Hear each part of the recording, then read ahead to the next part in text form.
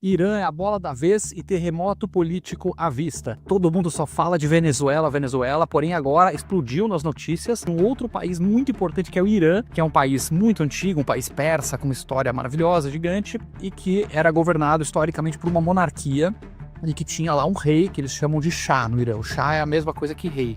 O nome do cara era Reza Pahlavi. No ano de 1979 ele foi derrubado e apareceu aí a Revolução Islâmica, que são os líderes religiosos do Irã, que o nome que eles dão é Ayatollah. Ayatollah é o líder religioso xiita.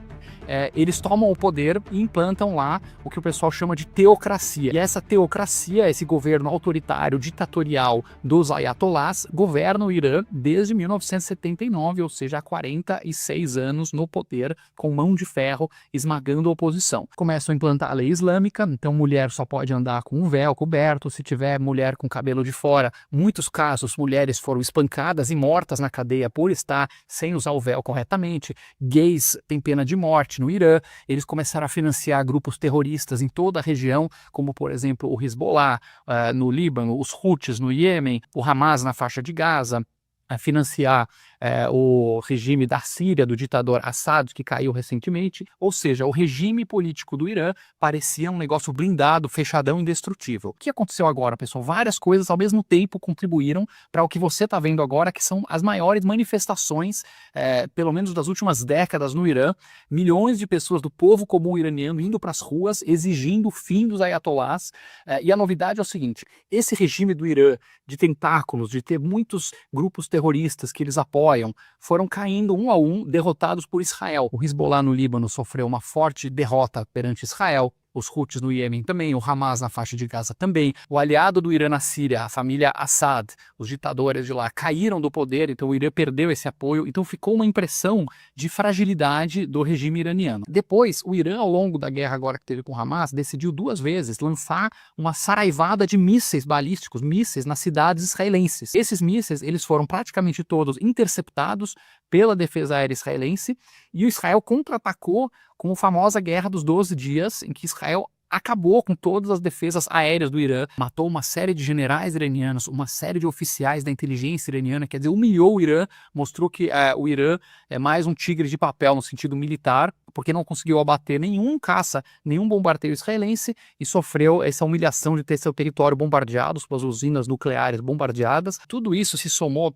à oposição iraniana, que se fechou em torno de uma figura única. Lembra que eu expliquei do antigo rei, o Shah Reza Pahlavi? O filho dele, chamado Reza Ciro Pahlavi, filho do Shah deposto Reza Pahlavi, é uma figura que tem sido muito ativa politicamente na ideia de voltar ao poder no Irã, numa monarquia constitucional. Então a promessa nesse caso é que ele seja um monarca parecido com o que tem na Espanha, na Inglaterra. E agora, quando você vai nas ruas de Teherã, nas ruas das principais cidades do Irã, essa manifestação já está em mais de 100 cidades, inclusive tem algumas cidades que reporta-se que foram completamente tomadas pelos manifestantes, ocupadas, e que membros da polícia, membros do exército passaram para o lado dos manifestantes. Quando você vai nessas ruas, o que você mais escuta é o nome do Reza Pahlavi, ou seja, existe um consenso que precisa de uma figura unificadora, senão vai explodir o país em guerra civil, e esse nome parece ser um nome muito aceito. E por fim, o último elemento chama-se, claro, Donald Trump, que é o elemento decisivo. Ao contrário de outros presidentes, nesse caso, o que o Trump está falando? O Trump está ameaçando o regime diretamente, falando em público, se vocês começarem a matar os manifestantes, nós vamos intervir. E os americanos estão mandando tropas, mandando porta-aviões para a região com mísseis. Ou seja, eles têm toda a condição de intervir, bombardear quartéis generais, bombardear o exército, bombardear as forças revolucionárias do Irã. Vamos lembrar que o Irã tem duas forças, tem as forças militares normais e tem as forças paramilitares, paralelas ao exército, que um é rival do outro, que é uma coisa típica de ditadura, que eles fazem para um controlar o outro e os ditadores não terem medo das forças armadas.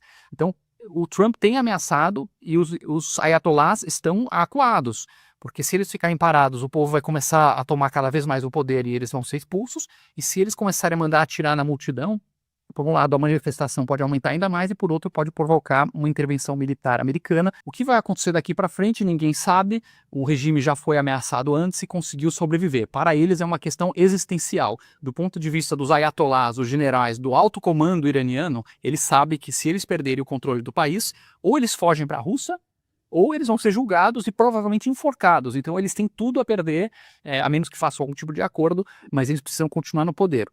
Se o país realmente tiver uma revolução e o Shah voltar e conseguir fazer uma transição, fica a segunda pergunta se o Irã vai poder ser uma democracia, coisa que nunca foi, ou se vai ser mais um regime daquela região lá que não tem nenhuma democracia, fora Israel, que é a única exceção, os demais países todos são ditaduras, porém tem ditaduras um pouco mais estáveis e outras menos.